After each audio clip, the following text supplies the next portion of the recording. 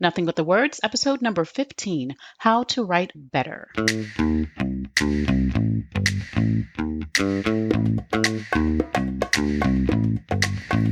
Welcome to Nothing But the Words, the podcast that gives you everything you need to know to write a phenomenal book.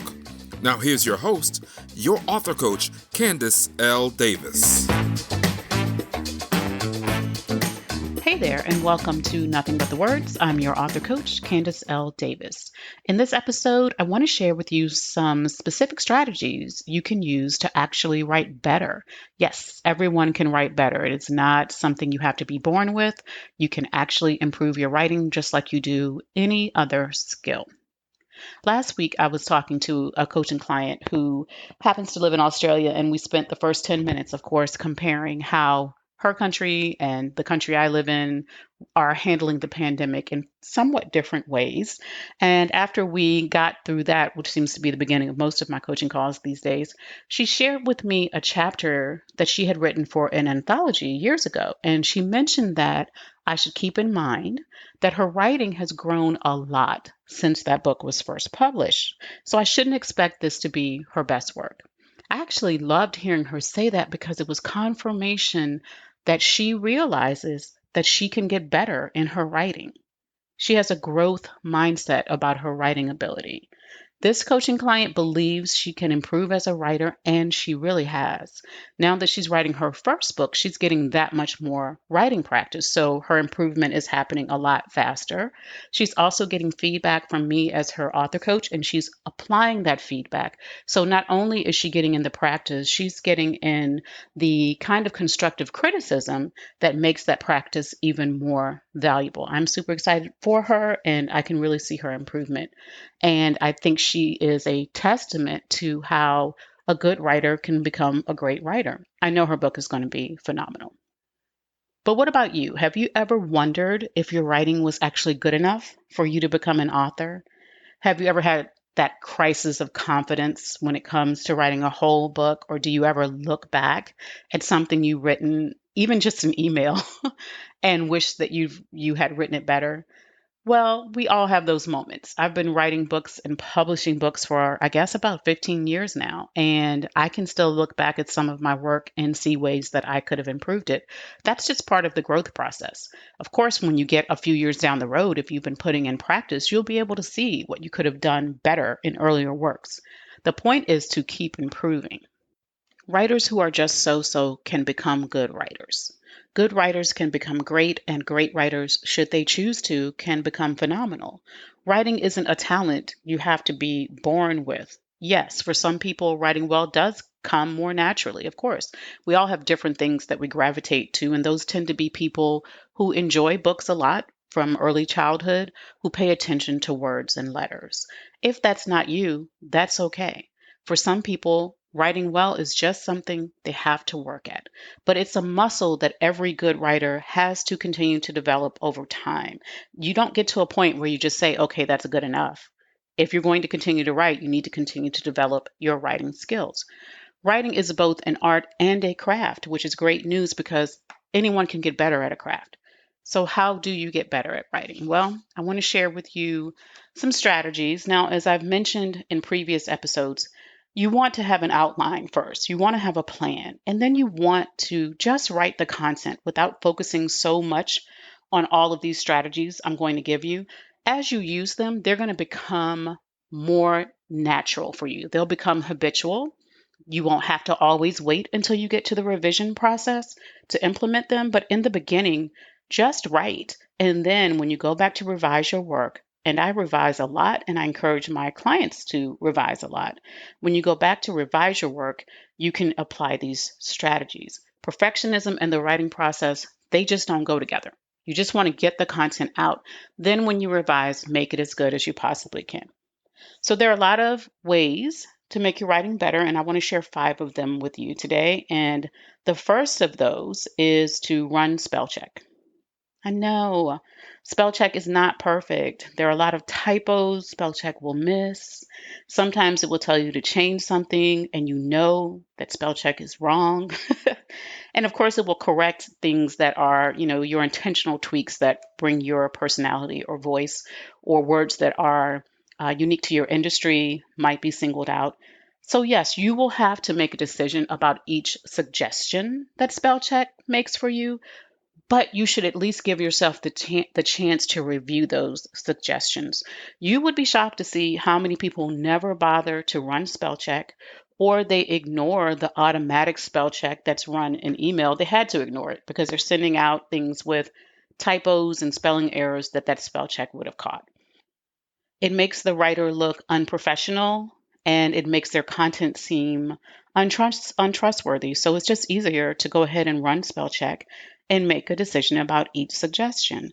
Now, I have also tested Grammarly. I haven't tested any of the other, I guess, premium spell check type options out there, but I tested Grammarly.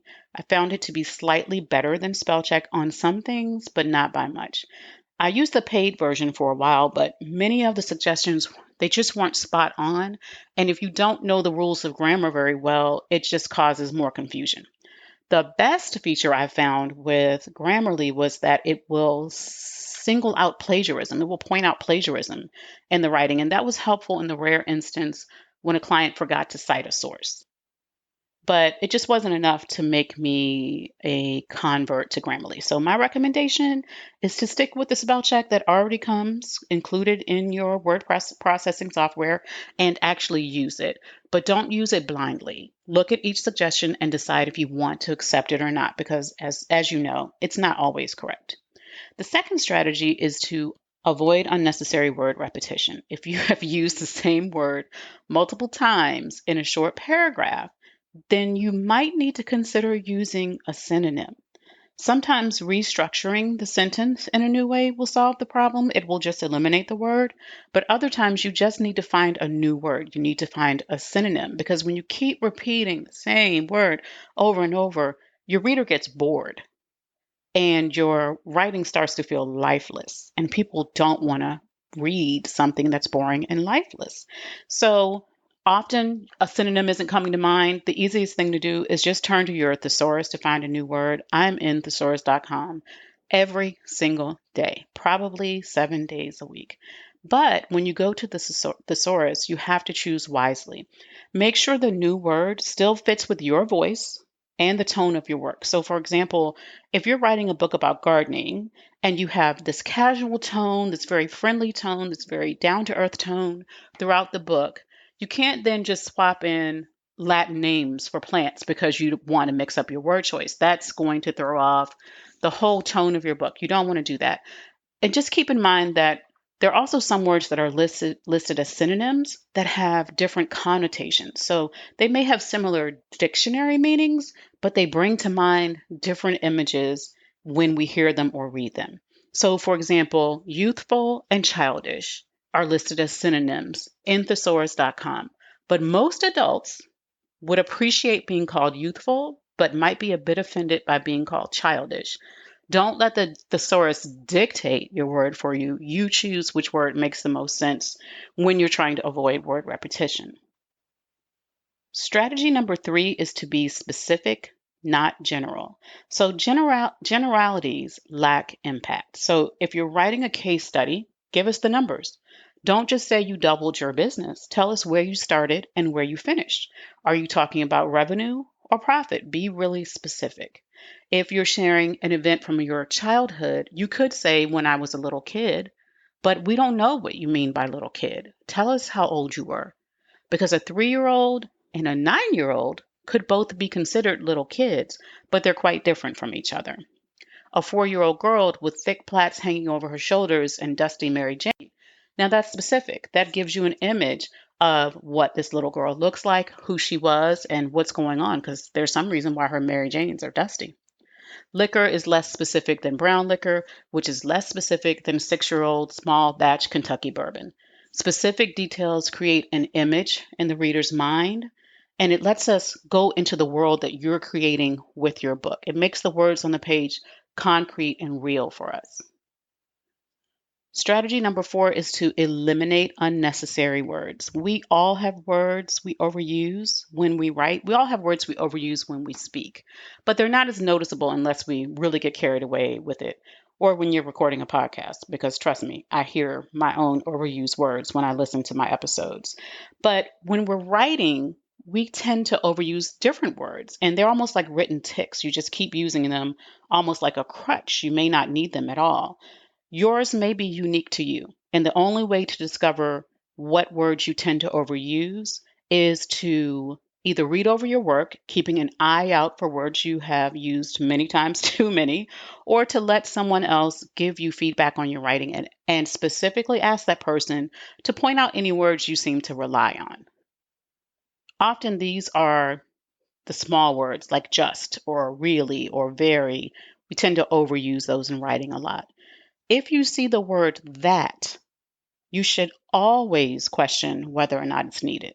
And if not, you should cut it. So, for example, in the sentence, she told him that she loved him. That is completely unnecessary. You can simply write, she told him she loved him. That's simple. And I know it seems like, oh, well, who cares? It's just a simple 4-letter word to a lot of people when you're first working on improving your writing. But eliminating unnecessary words just makes your writing flow more smoothly. So, a simple way to start is to look for the word that and make a decision. Is it necessary? Sometimes it is. Sometimes it could be replaced with a more specific word, depending on what you're talking about. And sometimes it just needs to go away. Strategy number 5 is to use active verbs instead of passive verbs. Now, this is not a hard and fast rule. You're going to need to use passive verbs some of the time, but we tend to rely on using these when we really shouldn't. We want to show some action. That keeps your writing moving along, keeps it flowing, it keeps the reader moving along with your story or your content. So let's look at an example because we don't talk often about active versus passive verbs. And if you haven't been in 11th grade English in a while, you may not even remember what those are. Take, for example, the statement, mistakes were made. If you were around in the 80s, you will remember this very famous statement made by some politicians. Mistakes were made is really, really different from I made mistakes. In the first sentence, mistakes were made by whom we don't know. No one took action. No one is owning anything. It allows you to even dodge responsibility by using a passive voice. Mistakes were just passively made. But when you say, I made mistakes, you own it. You're the person who took the action that shouldn't have been taken. You're the person who made the mistakes. When you say he made mistakes, he took action. That's an active verb. He made mistakes. He owns those mistakes.